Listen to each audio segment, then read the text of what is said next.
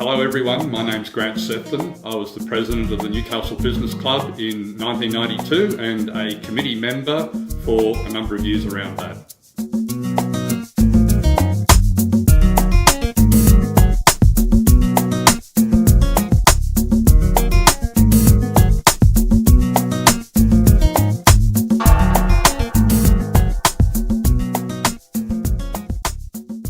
So I started to be a member of the Newcastle Business Club, in those days Newcastle Businessmen's Club, so it was a couple of years after that we changed the name. And I was a relative newcomer in town. I moved here in 1990, and so I'll always be appreciative of the club because I managed to become president quite quickly after moving into town. So I saw that as a very positive support for newcomers in town. And I've really found that ever since, that there's been that positive support. In those days it was very different because we had to organise a speaker every day, or every week. And so there were about 44 events in the year. And so that required a lot of effort to organise speakers. And I think the world was very different then. The communication processes were very different. So internet was just getting going, emails were just getting going at that time, but in my year as president, there was no correspondence by emails in that year. So it was all done either by snail mail or facsimile or telephone calls. And the other strong memory I have about that is how incredibly successful we were at getting great speakers from not only locally but around Australia to speak to us. And so in those days, people had more time to be able to present at the Newcastle Businessmen's Club. Certainly it had a great name, so that helped us a lot. We could demonstrate that we'd been around for many years before that. And people in those days felt that it was important to get out there and come to the Newcastle Businessmen's Club to present. And So the other aspect about having weekly meetings is that a lot of people would attend every week. It became an important part of their week, a part of the ritual of the week. And so you would run across people on a regular basis and build up strong friendships there. And so that was very valuable as well. So I was looking back at my old notes on my year as president, and I had to dust off all the dust off the folder. And because I hadn't seen it for many years. And so I had some very strong impressions that came out of that, but one of them was how fortunate we were about the quality of people that we had during that year. And so probably the highlight of the year was the visit from the Governor of New South Wales, Peter Sinclair, and so that was accompanied by much pageantry and circumstance, and so there was a certain formula that we had to adopt in welcoming the Governor, and including being downstairs to meet the Governor in his Rolls Royce and Mrs Sinclair at a precise moment, and we had to be standing at the precise spot to greet the Governor with, and the entourage had to know exactly who was standing at the curb when the Governor arrived.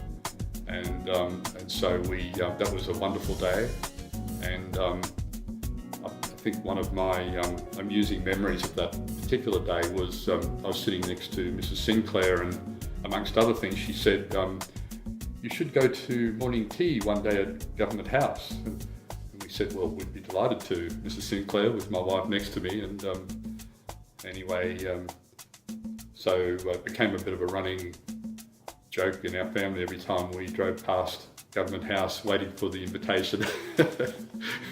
But nevertheless, I'm sure it was said very genuinely, and it's just one of those things. But so that was lovely. But also other people that we had that year, we had John Howard address us that year. He at that stage was the Shadow Minister for Industrial Relations, and so that was an interesting one.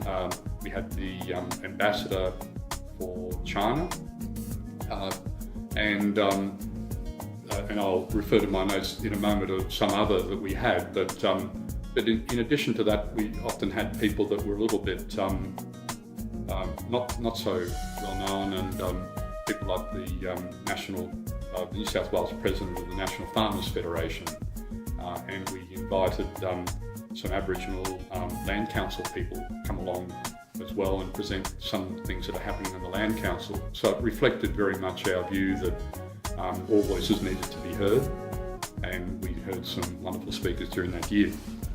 So in 1992 we had some other very memorable presenters to us, people like Professor Armstrong, that year was the chairman of the ABC, the well-known Sir Harry Gibbs, and also slightly notorious Rodney Adler from FAI Insurance.